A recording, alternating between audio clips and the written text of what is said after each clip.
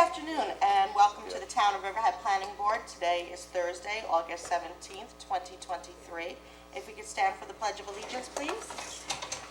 I pledge allegiance to the flag of the United States of America and to the republic for which it stands, one nation, under God, indivisible, with liberty and justice for all. All right, thank you. We do not have any public hearings this afternoon, so we will begin with our discussion items. And first up, we have Matt Charters with JLL Properties. Good afternoon, everyone. Yes, JLL, I believe Stephen Kiley, the applicant's representative, is here. He can come on up to the table.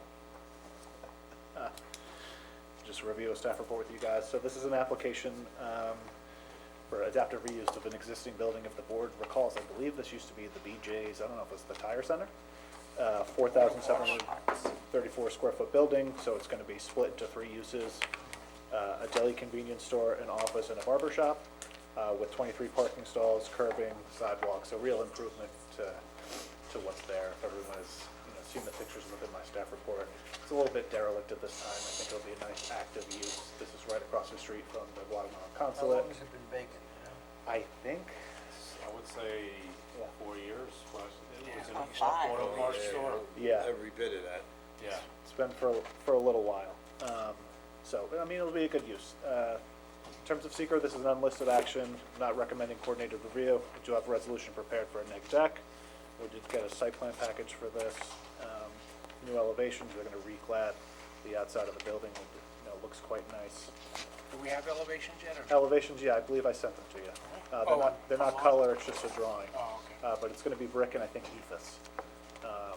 This application did need a special exception from the zoning board of appeals. That's sort of what it's been taking a little while. It was is that initially, yeah, it's changed from one non-conforming use to another.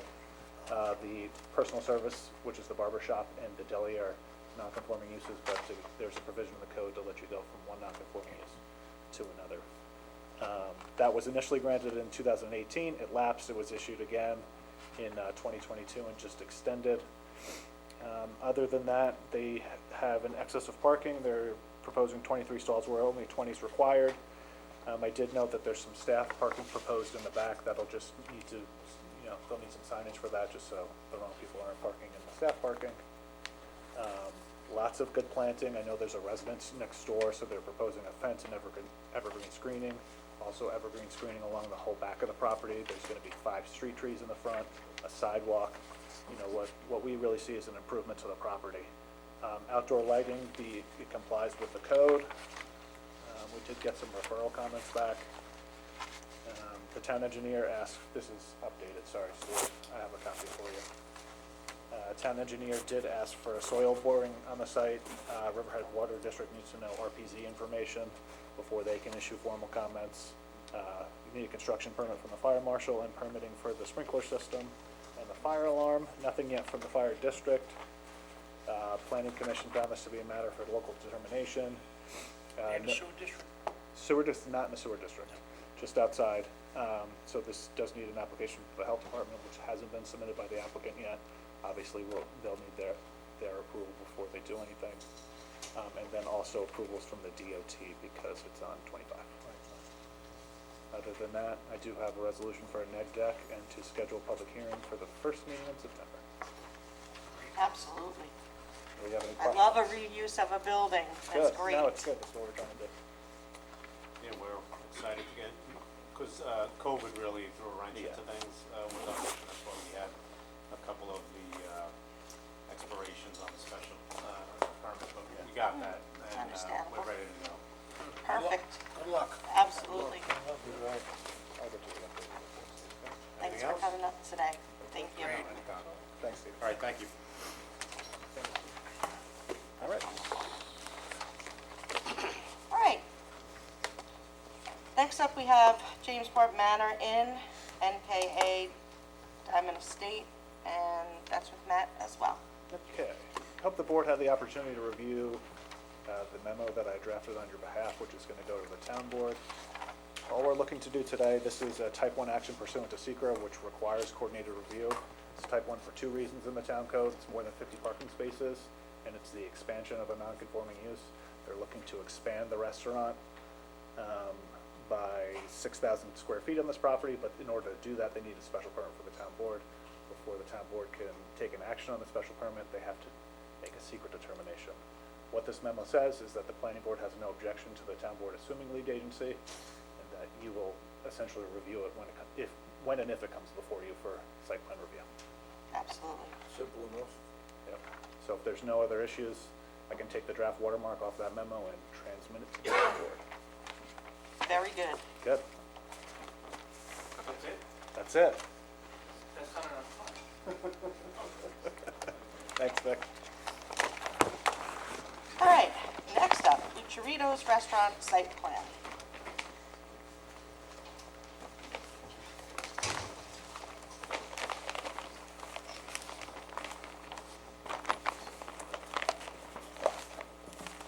Oh, sorry, this is with Heather Trojanowski. That's me. Thought we were gonna see Matt all day tonight.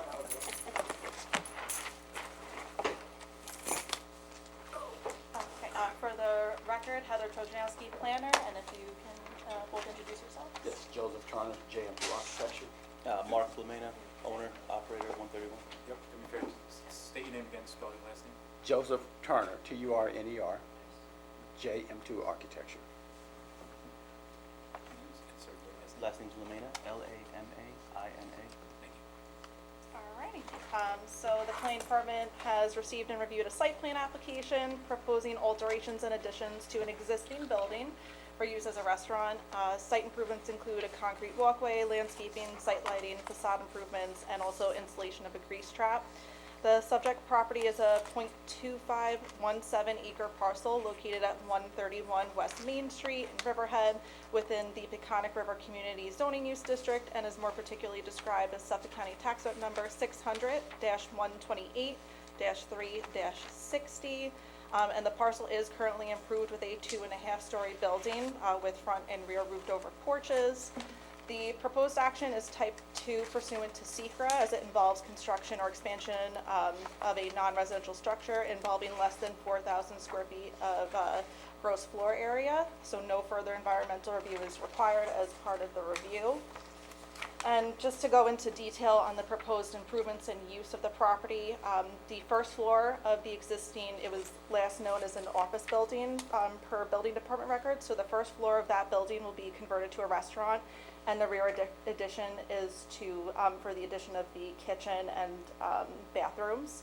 Restaurants are permitted use in the PRC zoning use district, so just to further expand on that, if only interior alterations were occurring on this structure, it would just be subject to building and fire marshal permits, but because they're looking to do some site improvements and really clean up the area, we are here before the planning board. So it's a 530 square foot rear addition, and then also a side porch extension, and that's going to include some seasonal seats. So the plan proposes a total of 101 seats, 31 will be within the building, 10 seasonal seats on that front side porch area, and then 60 outdoor seasonal seats on the rear of the property that abuts the Peconic River. So the second floor of the existing building, again, last legally used as an office space, is going to be unchanged for the submitted site plan.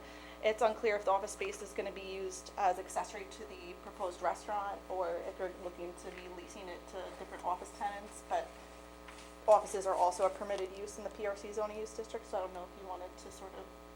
I mean, we custom print our own uniforms, so right now that's what we do there. We're just gonna move it upstairs. Yeah, it's adaptive reuse of an existing structure. Again, restaurants and offices are both permitted uses in the PRC zoning use district. And again, the last known legal use on record with the building department was for a law office. I did a little bit of research on the property. There was some code enforcement records that showed in July of 2022, the rooms on the second floor were being rented out to individual tenants. There's no residential use or component within the PRC zoning use district, but it's unclear if this was prior to the sale of the property. I know Mr. I never collected rent from anyone there. Okay, so I don't know if it was the prior Still owner. Nor do you intend to. Yeah. No. So again, it looks like the second floor will be used accessory offices to the restaurant, both permitted uses in PRC. relief from the zoning board of appeals will be required just because that side roofed over porch addition is going to result in a side yard setback of 7.25 feet. Minimum required in PRC is 15. The applicants already have a denial letter, so they can proceed with the zoning board. So I have a resolution on today to classify the action as type 2 pursuant to SECRA, and they can go forward with their zoning board application. In addition, the structure is within the Riverhead Historic District, so the Landmarks Preservation Committee will have to take a look at the proposed elevations in addition to the Architectural Review Board reviewing them. They're slated to be reviewed by the ARB on the 23rd of this month, and then the LPC will take a look on the 28th. So once they get through those boards and zoning board, we can come back to the planning board for further discussion and approval at that point. One other thing I wanted to comment on, I did do a site visit in the beginning of August, and the rear of the property was significantly cleared. I went back and looked at some aerials on near maps. PRC is unique because, you know, it's along the Peconic River, and in order to foster conservation of scenic values, Town Code Chapter 301-162B states that a minimum of 50% open space needs to be planted with native species or left undisturbed. They are proposing some nice evergreen plantings along that walkway on the eastern side of the building, just in order to get to that 50% to comply with town code.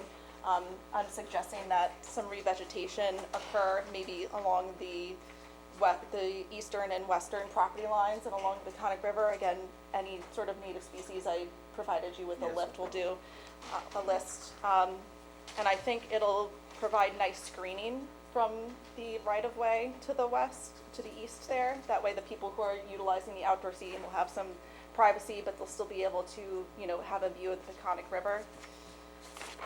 Other than that, let's see, yep, they're within the parking district, so parking, again, they're not required to provide any parking because it's a permitted use within PRC. There is a public parking lot right across the street.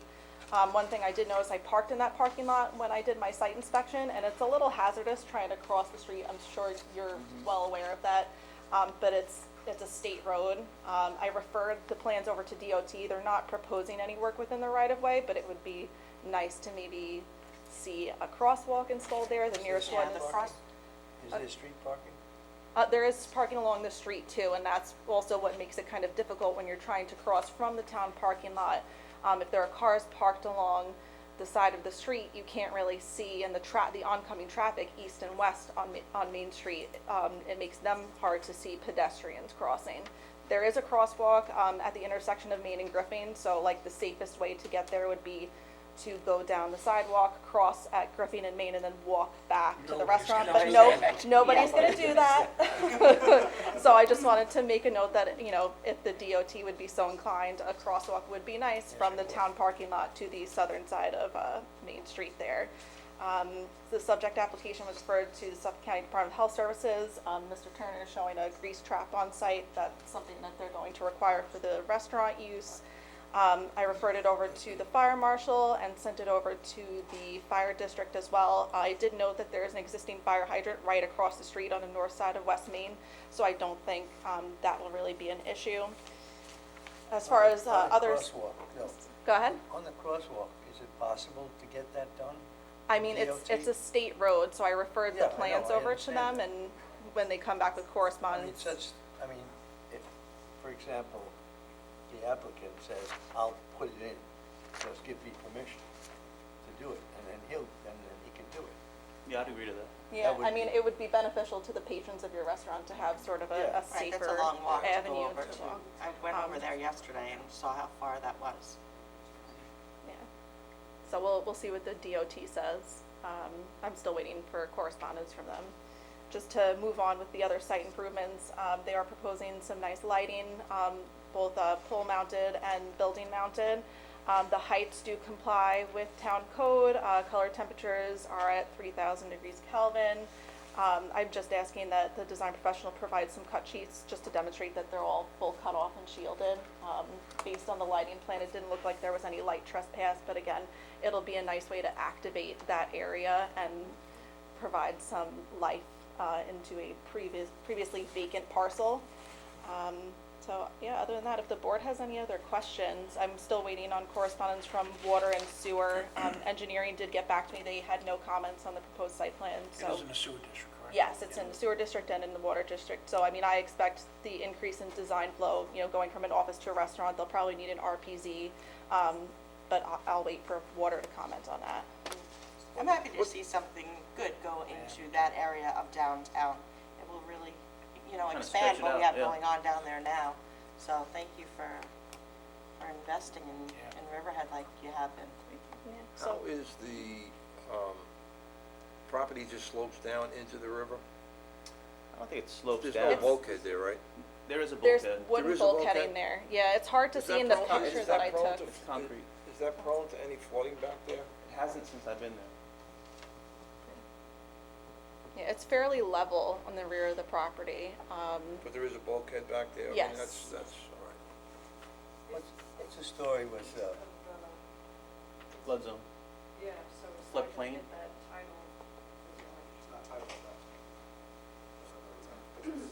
It's fresh water, so I mean, CAC, I think they already submitted an application to the Conservation Advisory Council, so CAC will take a look at it, and I did refer it over to DEC as well, just because it's in WSRR. But, I mean, other than that, there were really no glaring issues. Again, it's a great adaptive reuse of an existing building, and, you know, once they get through the proper approvals and go through zoning board, we can come back to you what's the guys. story with Riverhead Southampton municipal boundary? Oh, it's within 500 feet of a municipal boundary, so I had to refer it to Suffolk County Planning Commission, and I sent a memo, just notifying Southampton that we had a site plan application. But this falls under our definition of administrative, review, so I was going to see if maybe the planning board would be willing to waive the public hearing requirement, especially since they're gonna be subject to a public hearing with zoning board. Yeah, that's fine. But I did notify the adjacent municipality. But all you need to do is send. Yes, the and I already application I to received the town. correspondence back from them that they received my memo. Faster we can get it going, the better off we'll be. Absolutely, yep. That's great. Anybody have anything else? Nope. That's it. Thank you guys. Thank you. All right, you got it, Joe.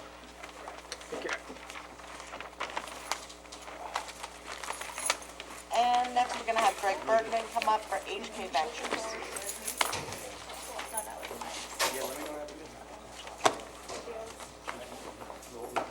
Yeah. Me and Joe, yeah, they're changing it.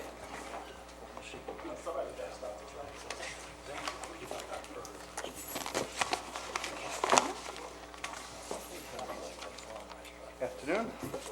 Afternoon.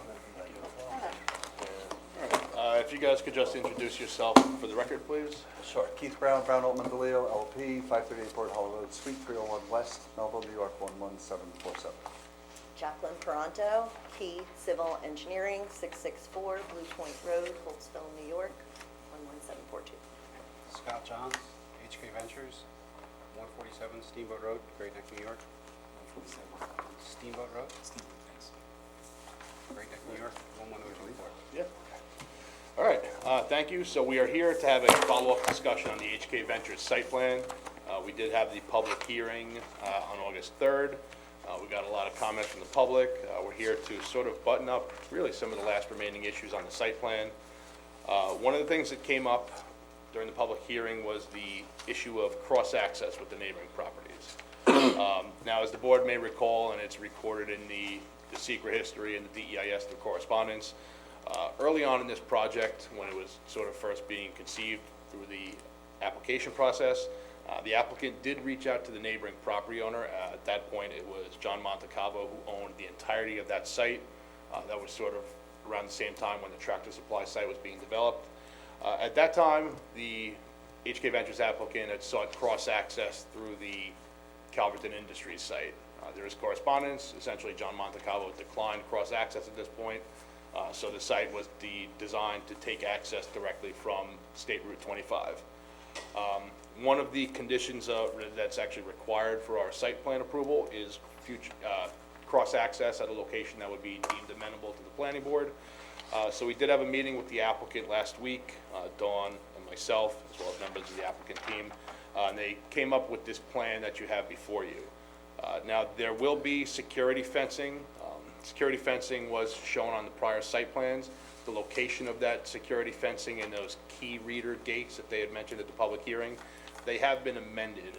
Now, it's sort of tough to see. You can make it out a little better on the blown-up plan. The security fencing will essentially run along sort of where the front of the buildings are, and it'll facilitate cross-access to both the western property, which is Tractor Supply, as well as a future cross-access to the eastern property, which right now is essentially undeveloped. There is some agricultural structures on there. But this would allow for future cross-access to the Tractor Supply site, which would sort of help. We heard some of the issues coming out of Tractor Supply at Fresh Pond Avenue. Trying to make a left out of that intersection is very difficult. So this would facilitate people coming from Tractor Supply. They could utilize the light at HK Ventures. And I think it would also provide some nice symbiotic relationship, as stated multiple times throughout the review of this application. These tenant spaces are going to be smaller, 5,000, 10,000 square foot spaces for contractors and other sort of manufacturing uses. So it would be really convenient for them to be able to just pop right next door to Tractor Supply and get their goods before they go out on the road. So. Well, the Tractor Supply people are gonna be able to use the cross-access to come out at a street light. At the light. Yeah, yeah, so, the location right now, given what the HK Ventures site is trying to accomplish, proposed cross-access seems amenable. But you said he refused access. So, at the time when it was referred, John Montecalvo owned the entire site. I believe at that time it was like 42 acres, give or take. There was a 3-lot subdivision that the board approved at that point that created the Tractor Supply site. It created another 5-acre parcel on the west side of that Tractor Supply access road from State Route 25. And then the remainder, the back end of that site, which is the Calverton Industries site, that is retained by Montecalvo right now. So this is a future cross-access onto the Tractor Supply site. I have been in contact with Mark Diodabo. He was the developer for the Tractor Supply site. So just to keep him abreast on the conversations that we're having here. What we'd be looking for, we can have the applicant, HK Ventures, file the future cross-access agreement on the property. It's really, we would have to get some negotiation on the Tractor Supply site to allow them to, push through and construct that cross-access. But Mark Diodabo has been, he was pretty easy to work with for the Tractor Supply project. It seems like he might be amenable, especially if it's going to help the Tractor Supply business. It could really. I thought it was gonna be a little bit wiser to go to the south side, because then that, cross-access would service both lots. But now that, being it's fenced off, Right. it'd be a dead end anyway. If I could, so I agree with everything Greg said. I myself have spoken to the property owner for Tractor Supply, who did decline. The challenge we had was the fact that it's a secure site, our site. So there are card access slide gates, which we originally, had at the throat of the driveway as you came in. I just want to point out, because originally we would have rather, the challenge that we had, we also didn't want to disturb, the buffer area on the front left-hand side, because that's going to be burned and planting and whatnot. So we had, just basically 140, 150 feet to work with. It would have been better to have taken it across that second drive aisle, directly across, which would line up perfectly with our front driveway, so to speak, the driveway that runs parallel with Middle Country Road. However, there is a site plan that has been approved by this board that calls for 2 pad sites in that grassy area that you're seeing in the upper right-hand side, the northeast corner of Tractor Supply. So that drive aisle, the second drive aisle down, would basically slam right into that building. So that's why it's the configuration it's in, just to explain that. So. And I would imagine there would be cross-access from Tractor Supply to those adjacent parcels, thereby allowing the adjacent parcels access through Tractor back into our site and to the traffic signal. So I believe all of those parcels ultimately could become connected, especially since the town code mandates cross-access with your site plan approval application, so every parcel would attempt to. Yeah, and we've done it before, with the proposed future, it's basically a perpetual offer of future cross-access, so that the parties have to come to an agreement in order. We just want to say on the record that we have no problem, we've come to this arrangement but that any construction of the future cross-access, especially on the Tractor Supply site, should be done by the Tractor Supply owners in order to make that connection. Well, I'm confused a little bit, because that'll allow people to go from the Tractor Supply onto your property, correct? Vice versa. And vice versa. And vice versa, it's a Oh, two-way it's drive. 24 feet wide, a typical drive aisle. Yeah. But I thought your site was secure. It's secured behind, if you notice, there's call-outs for proposed 48-foot wide motorized slide gates. Yeah, do you see So that? the gates are I see running. that, yeah. Yeah, so the cross-access is north of the gates, so we're Correct. still secure. Oh, okay. So We're- we're we just can south maintain of- the integrity of our site Okay. and for any of our tenants, but still allow for, you know, almost like common space if Yeah, you're but talking. because to you have common. that motorized gate as well. There's 3 of them Yeah. Right. across each So the drive. only- We've also The only way changed, you could actually get it would be just to drive. Okay, Yep. I got it. And as Mr. Brown did point out, the earlier versions of the site plan had that initial gate right in the main driveway off of State Route 25. In the older plans, there was only about 80 feet, give or take, from the state right-of-way to where that gate was. So the revisions to the plan have sort of gotten ahead of any potential issues, because I could have seen that being an issue where if you've got 80 feet from the roadway to that gate, you know, you've got one truck coming in and a car behind it, it could back up into the roadway. So they've moved that now to the south. I think there's about 150 feet now from that gate. In discussions with the applicant, and I mean, this is something that I think the board can discuss it a little further. 160. 160? Yeah, 130.1 and 30. So 160 feet. And I believe the intent by the applicant is to have the gates closed, like, during off hours. So during peak hours, you know, probably from like 6 a.m. to, you know, 6 p.m., 7 p.m., something like that, they would be open. Again, not knowing who the tenants are, you know, they could have a brewery in there with a small tasting room, so during open hours, you would want it open to the public. So they'll be closed during off hours, so the site is And secure if they're overnight. not for the cross-access easement now, they will be when they come in with their site plan changes.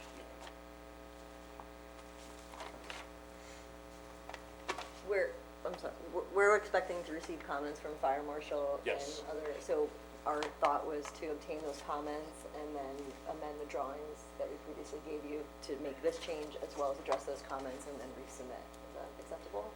Yeah, I mean, what I would say, so we would get comments from engineering, and I did speak with Vinnie Gaudiello, he is going over the plans. A lot of his engineering comments are gonna be captured by the stormwater pollution prevention plan. Fire marshal comments, I don't think are gonna require a wholesale revision to the plans. So I think we could probably capture those revisions when we do a preliminary approval. You know, we typically do our site plan approvals subject to making the following revisions, so we wouldn't need them necessarily right now. So once we get the fire marshal comments and the engineering comments, we could move forward and again, put in some conditions. Great. Very good. Okay, All right, terrific. thank you. Thank you. Have a good day. You too. All right, do we have any public comments on the resolutions?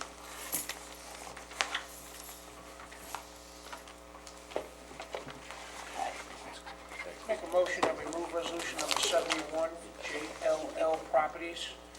So moved? Second? Vote please, Bear. Yes? Nenaro. Aye. Hogan. Yes. Nysesky. Aye. Woski, yes. I'll move resolution 72 for JL Properties to schedule a public hearing for the site plan application. So moved. Second? Vote please, Bear. Yes. Nenaro. Aye. Hogan. Yes. Nysesky. Aye. Woski, yes. I make a motion to move resolution number 073, Chiero's Restaurant, resolution to classify an action as a type 2 pursuant of SEQA for the site plan application entitled Chiero's Restaurant. Second? Vote please, Bear. Yes. Nenaro. Aye. Hogan. Yes. Nysesky. Woski, yes. I move resolution number 74, which grants approval for the minor subdivision of 818 Roanoke Avenue. Second Second. motion? Vote please, Bear. Yes. Nenaro. Aye. Hogan. Yes. Nysesky. Aye. Woski, yes. I'll move resolution 075 for 120 Edwards Avenue, Duell Properties for the granting of a preliminary approval for a site plan application. So moved. Second. Vote please. Bear? Yes. Nenaro? Aye. Hogan? Yes. Nocesky? Aye. Woski, yes. Okay, do we have any public comments on all matters?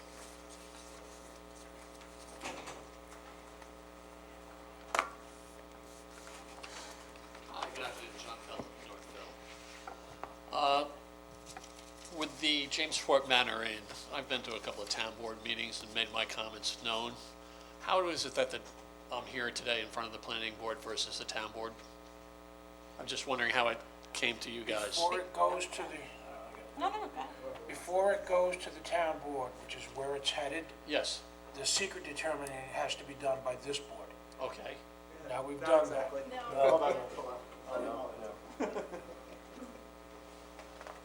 Help me out here, Matt.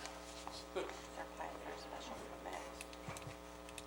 All right, just to clarify, it's a type 1 action which mandates a 30-day coordination period. So we are in that 30-day coordination period. The planning board is an involved agency because you have to make a determination at the site plan stage. Town board has requested lead agency, so they will be making the secret determination. What we did today, there will be a memo that essentially it just says the planning board has no objection to the town board being lead agency for secret. You're welcome. So the town board will be making the final decision. On the special permit. Thank you very much.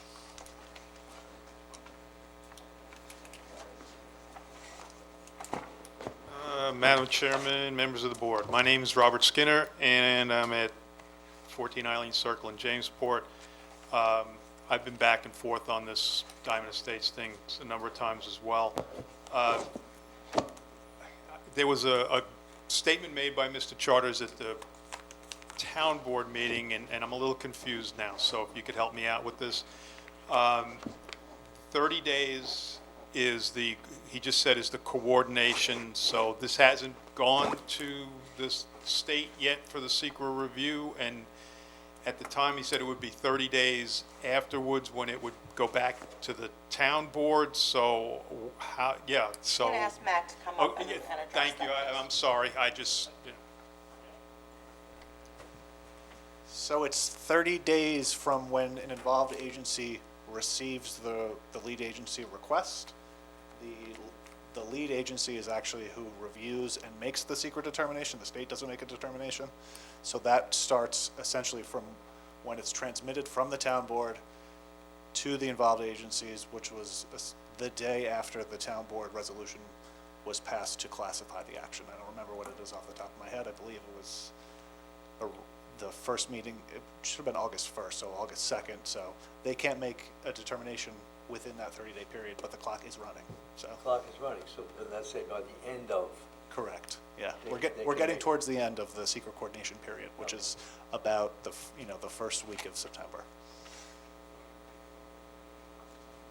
thank you. Thank you. Anyone else? Okay. Can we move the minutes? I'll move the minutes of July 6th, 2023. So moved. second. All in favor? Aye. July With 20th? the minutes of the meeting for July 20th, 2023, so moved. Second. All in favor? Aye. We do not have any other business, correspondences. I did just want to remind everybody that this evening, downtown, they're having the Beatles music tonight from 7 to 8:30. It's at the town square, and we had something there 2 weeks ago that was fantastic. And we also have the Polish Town Festival this weekend, and Alive on 25, and that's it. Everybody have a wonderful day, and thank you for Isn't coming. it, do we have to do August 3rd? That's not on here for, it's not on the agenda. That's the next meeting, okay. Okay? Great. All right. Adjourned. We need a first and a second. Motion to adjourn. Second. All in favor? Aye. Aye. Thank you.